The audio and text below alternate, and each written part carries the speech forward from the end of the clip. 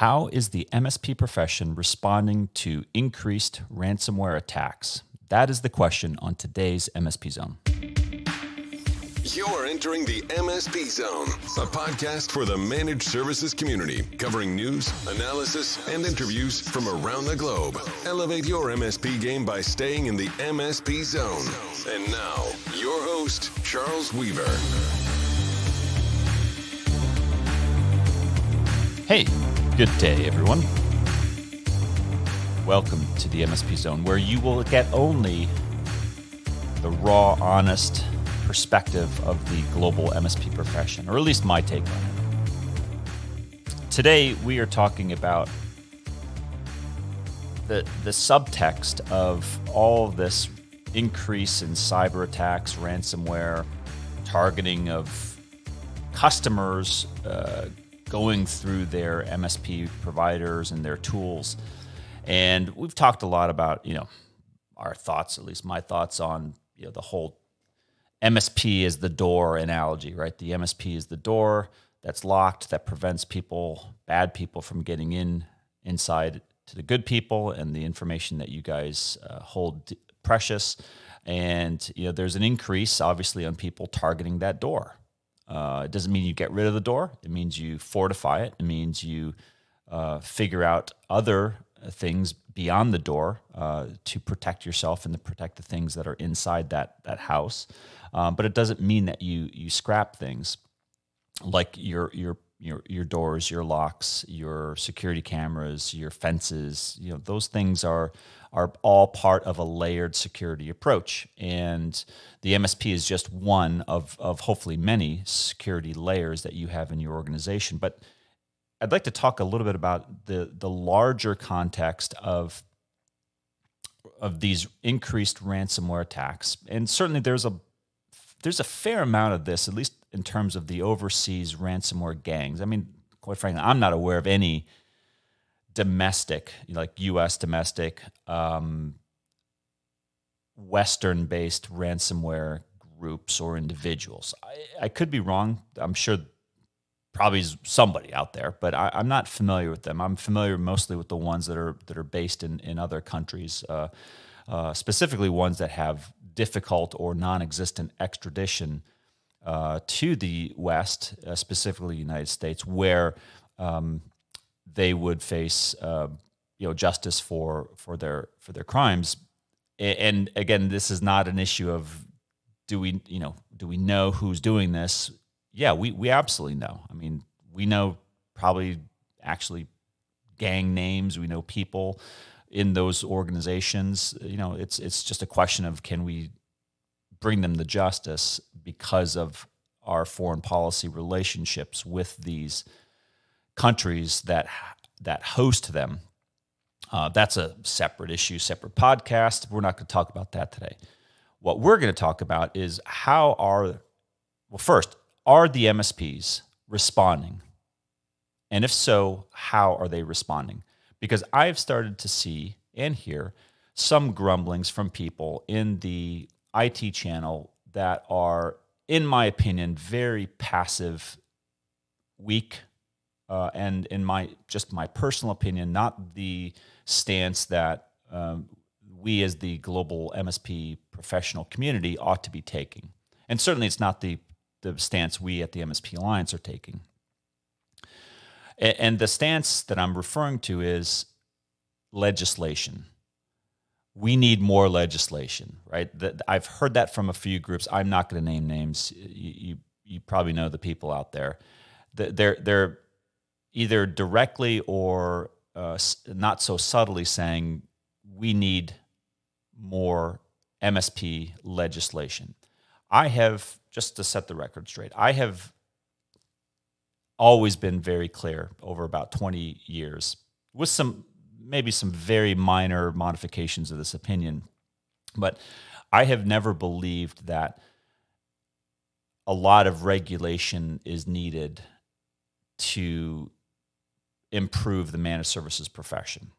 I think that the MSP profession is complex enough as a profession, and there's sufficient ignorance, not stupidity, ignorance, lack of knowledge on the part of people who legislate or develop policy to understand enough about the MSP community to be able to legislate it intelligently. I just don't think that exists. I mean, that's why you've had, when professions become overly legislated, they do so with the help of the professions themselves, like lawyers being a great example, right? They set themselves up by creating laws that prohibit competition, because that comes through licensure, that comes through admittance to the bar, and other layers of difficulty to keep people out of their profession. And there's a certain amount of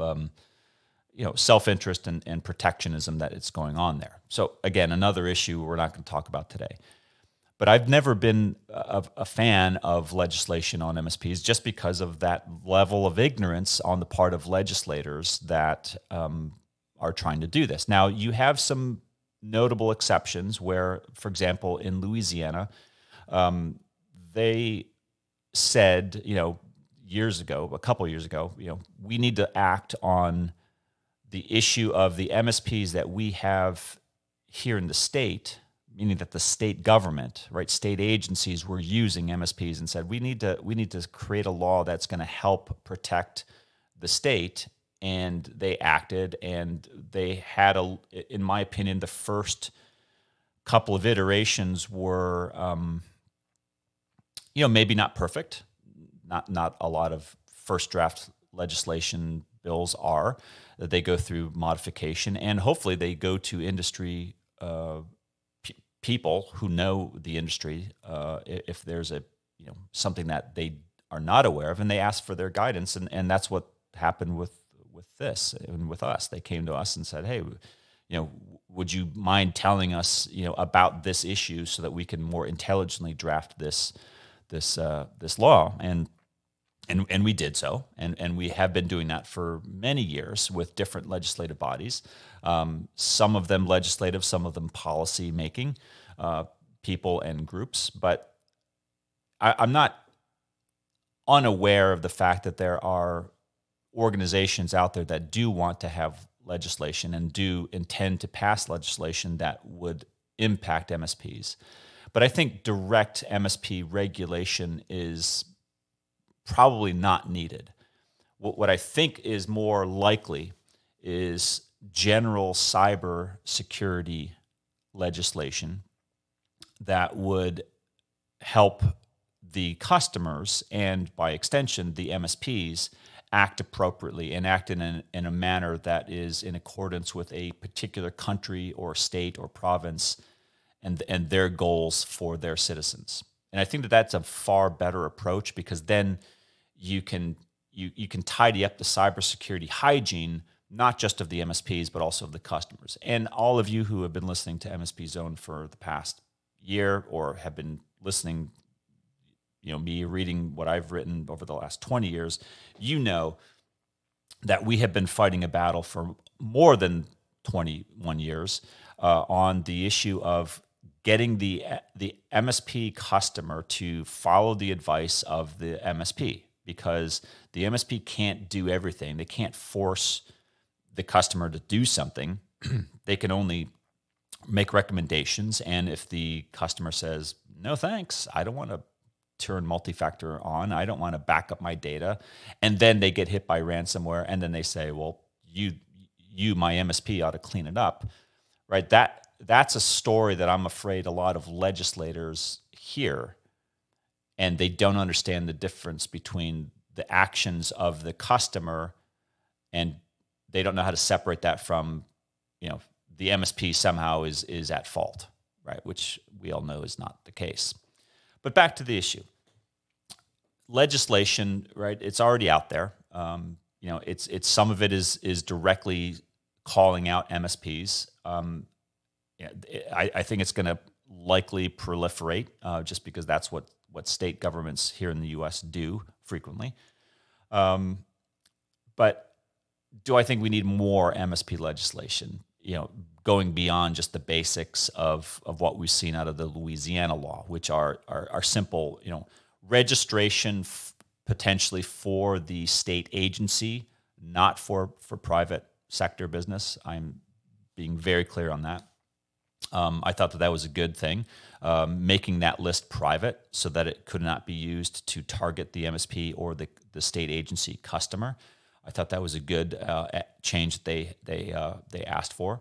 I think that having guidance on ransomware payments is definitely a public policy issue. That's not an MSP issue. That's an issue that every organization, whether you use an MSP or not, needs to hear from their legislators to say, okay, well, is this allowed, right? Because I think that this is like data breach notification, ransomware payments, and whether they should be allowed, whether they should be disclosed, whether you can be subject to, here in the U.S., sanctions if you make a payment to a group that is on a list, that on a bad list.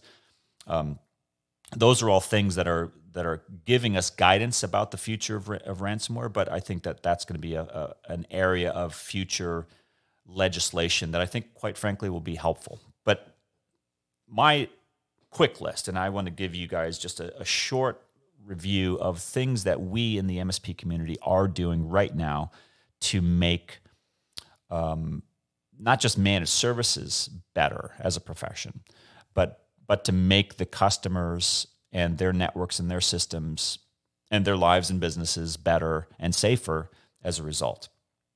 And people out there, need to know this. They need to know what we're doing. And it's only been a handful of weeks since the Kaseya, attack on the July 4th weekend.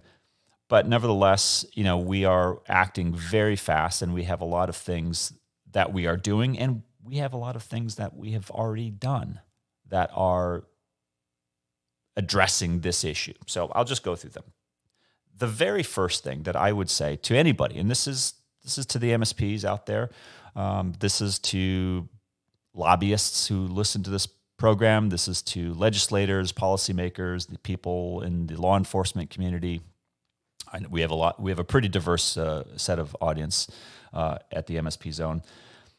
But the very first thing that I would say is the MSP community already has a standard. It has several standards.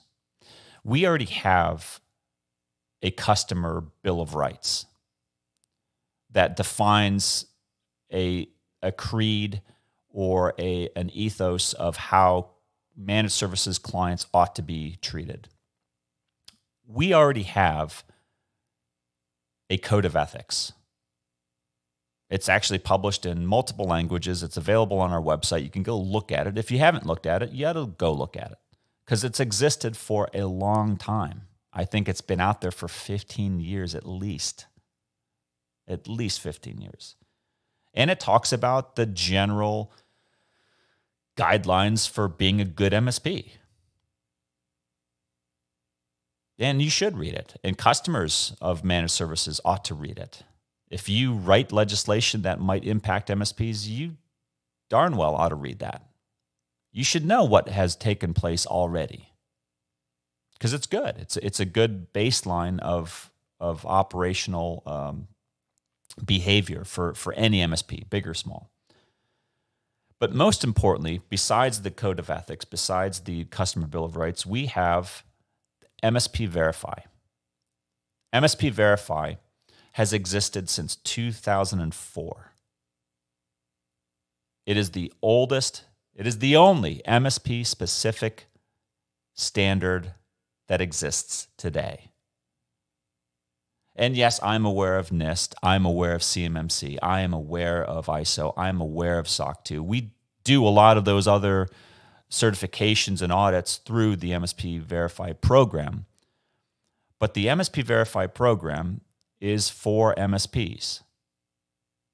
It was created specifically for them. It was created by them. It was created by a large group of MSPs who said back in 2004, we don't have anything that belongs to us. We don't have anything that directly speaks to all of the operational elements, technical and non-technical.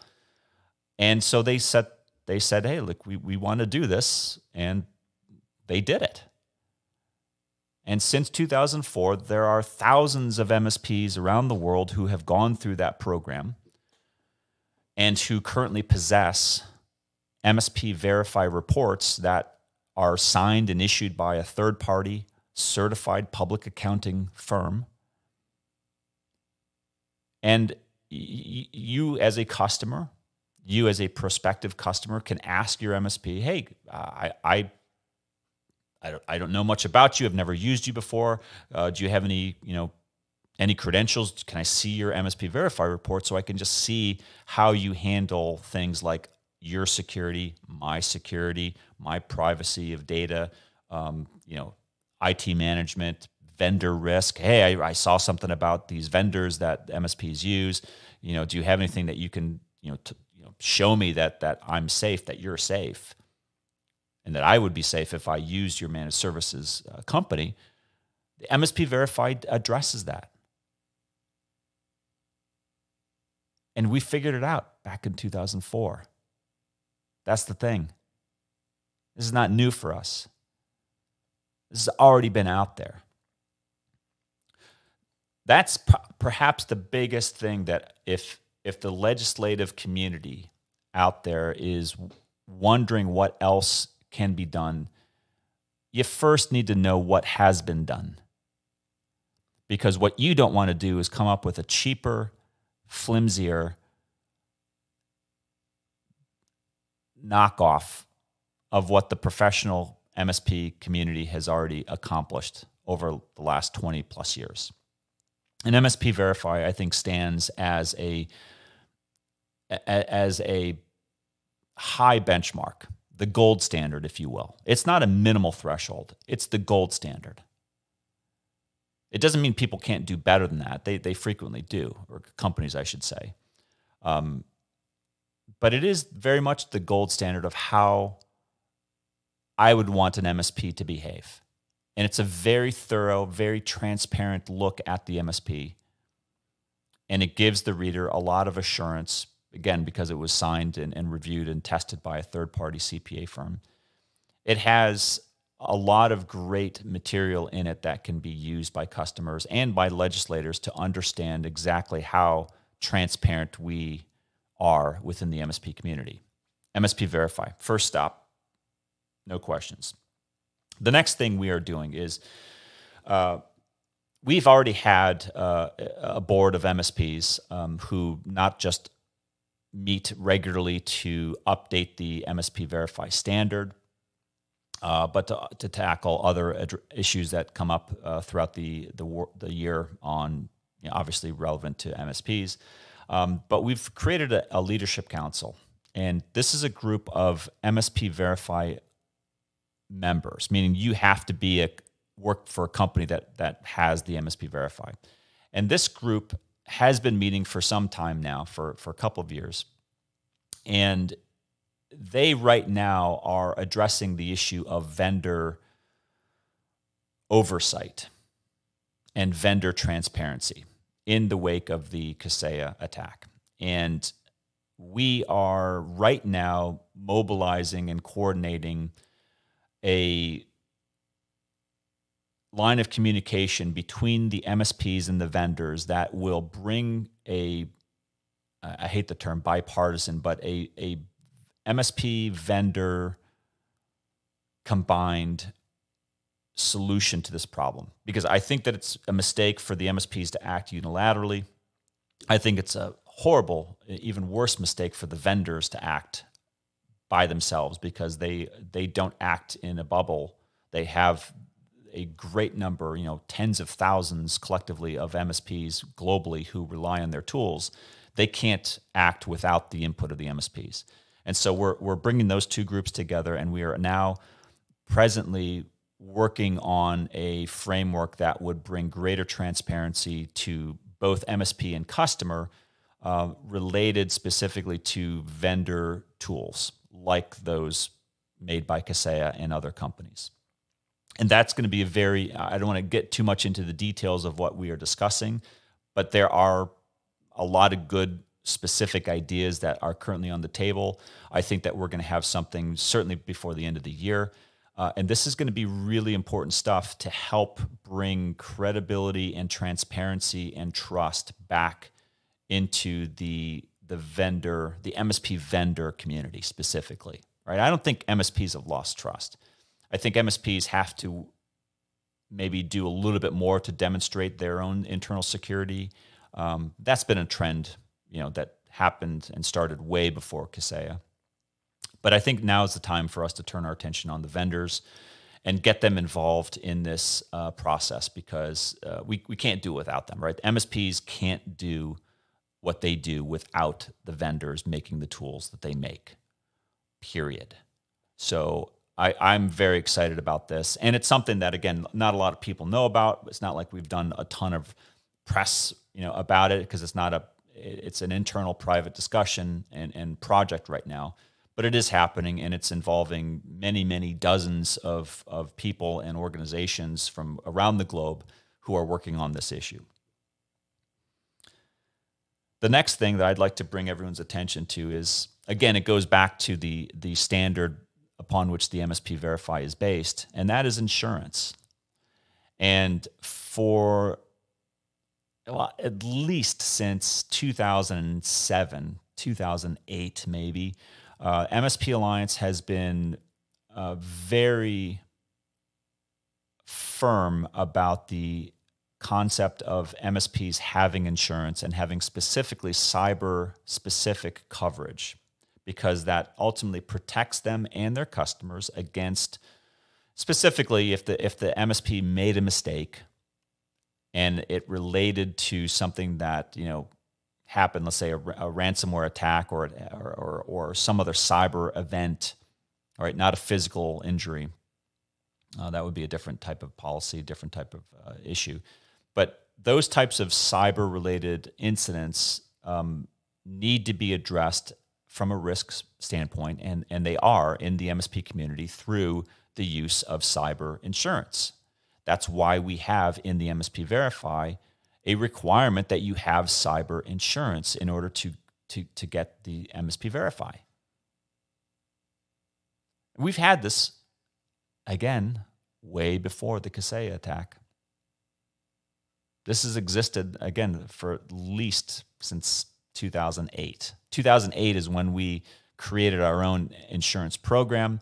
But before that, I think I'll have to look into the dates of when it actually came into the standard. But it's been out there for easily more than 10 years. And currently it is part of the standard. It's definitely a part of our Objective 10. So the possession of insurance to cover and protect the MSP and their customers from upstream and downstream risk is already part of the professional best practice and certification framework within the MSP community worldwide. Already exists. And no, you're not going to find it in CMMC. No, you're not going to find it in ISO. No, you're not going to find it in SOC 2, the trust services criteria. No, you're not going to find it in GDPR. I don't think it's in GDPR. No, it's not.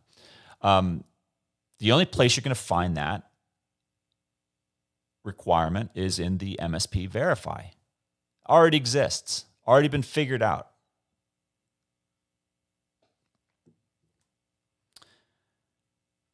And lastly, I already mentioned this as part of the Leadership Council, but vendor transparency, vendor certification is coming. It's going to be a reality. There's just no way around it. There's no reason that vendors who sell services to MSPs, services I might add that are for the most part, at least half of it, if not more, of all those vendors make solutions that are sold and delivered via the cloud, meaning that they're software as a service products. Or for those of you older people in the audience, they are ASPs, application service providers themselves. Yeah, they are. a lot of these vendors are ASPs. And if you know anything about the managed services industry, you'll know that ASPs and MSPs have a lot in common, and not just in the acronym. I'm talking about in their business model, in the one-to-many service delivery model of ASP or SaaS. Those things have, shall we say, nearly identical control requirements to deliver a SaaS product as an MSP does in remotely monitoring and managing IT infrastructure and assets for their customers. Could that be? It is. I wonder if there's a way that we could look at a set of controls that specifically identifies what a vendor ought to have in terms of safeguarding that SaaS application they sell to MSPs. I'm being a little rhetorical, folks. Of course, it already exists. It's called Cloud Verify. Cloud Verify already exists, and that is based off of the same standard used for the MSP Verify, and it already looks at. Currently, there are companies that have Cloud Verify throughout the world, and these are SaaS applications that are hosted, that are delivered in much the same way as an MSP would deliver their services. And the framework already exists. It can be tested right now. It can be rolled out right now. Now, we're going to be modifying and adding to Cloud Verify because there are things that are not really addressed with that ransomware attack that we've been seeing. So some modifications will be required that are specific to vendor oversight and transparency. But nevertheless, the Leadership Council, coupled with the participation of the vendor community, those that want to participate in their own survival, and finally, coupled with the already existing framework of the MSP Verify, Cloud Verify standard, we have all of the necessary components for self-regulation. We already know how we should behave. Now, enforcement is always the issue, right? Enforcement is something that could have some assistance from the legislative community. But we can, and we already are, self-regulating as a profession worldwide. It's not a requirement. It's not a licensure. I don't think those things, specifically licensure, would work. I've said that before. But we already have the basic ingredients necessary to solve this issue. The next step is participation. And if we don't get participation, then enforcement comes. That'll most likely come through the legislative branch.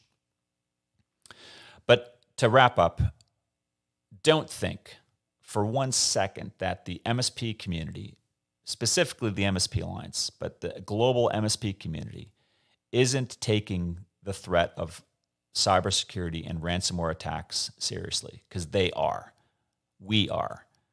And we are acting, and we have acted. We have anticipated this moment for a long time, and we are ready for the fight. And we are going to continue to make this profession as amazing as it always has been. As amazing as it was back in the 90s when it kind of drew me into it, because I thought this is really special what these companies are doing for their customers. And the way they do it is really unique. And I believe that then, and I believe it today.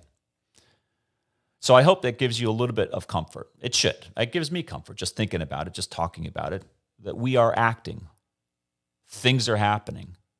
Really amazing things are happening. And it doesn't mean that we're going to achieve perfection. Don't set that up as your outcome, because that's not going to be the outcome.